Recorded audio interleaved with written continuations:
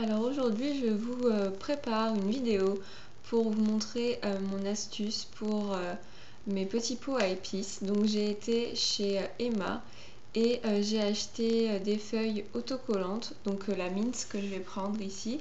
Et j'avais préalablement fait mes petites étiquettes sur Word. Donc je vais les imprimer tout de suite et on va pouvoir commencer à découper et à customiser nos petits pots à épices. Moi c'est quelque chose que j'aime beaucoup utiliser, les épices, quand je cuisine, donc je voulais faire un truc un petit peu sympa quand même. Donc voilà, on commence. Et j'ai aussi acheté des scotch chez Emma, donc 3 styles de scotch. Un gris avec des petites fleurs, mais on voit pas beaucoup sur la caméra. Donc je vais customiser en fait les couvercles de mes petits pots.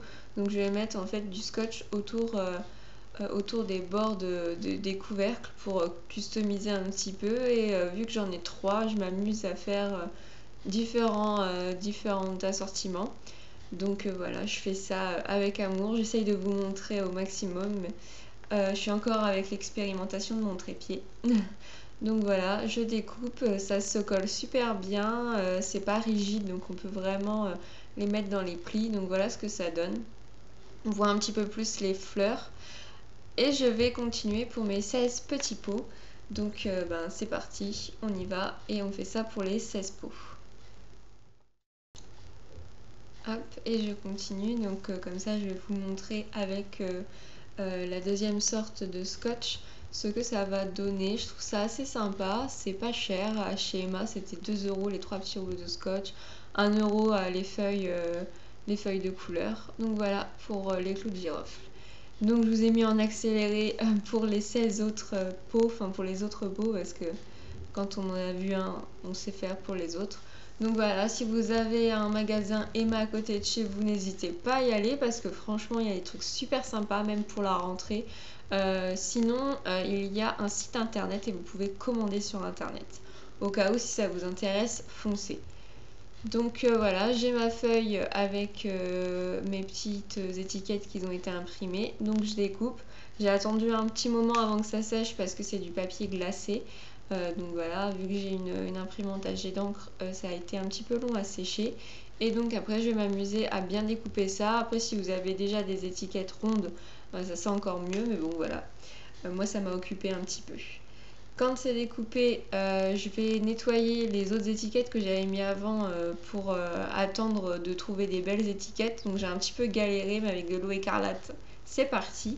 Et je vais m'amuser à coller mes étiquettes. Donc j'avais pris une feuille vert mint environ, vert menthe, et j'en ai aussi pris une jaune.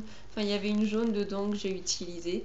J'ai essayé un petit peu avec les couleurs, voir un petit peu ce que ça allait donner, mais les petites images ressortaient mieux sur celui-là, vu qu'il est assez clair.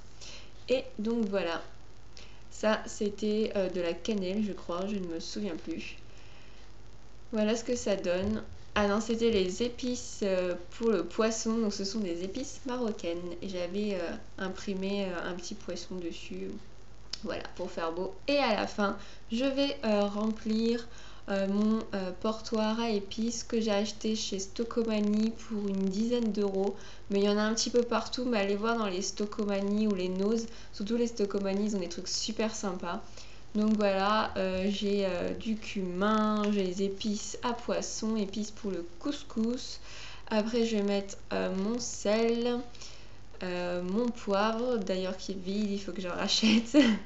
Et je vais mettre ensuite le paprika, c'est ce que j'utilise assez souvent. Ensuite je crois que ça doit être le cumin que je vais mettre là. J'en ai 2 parce que j'avais acheté beaucoup de cumin. C'est aussi une épice que j'aime beaucoup mettre dans mes plats. Et donc voilà, je m'amuse à ranger. Là ce sera plutôt le côté sucré avec la cannelle, l'anis vert que j'utilise pour faire du pain d'épices, les vermicelles en chocolat que je mets sur les chocolats chauds de mon homme, des petits bouillons de volaille, et voilà ce que ça donne à la fin. J'espère que cette petite vidéo vous aura plu et n'hésitez pas à me partager aussi votre rangement épices. Gros bisous, à bientôt!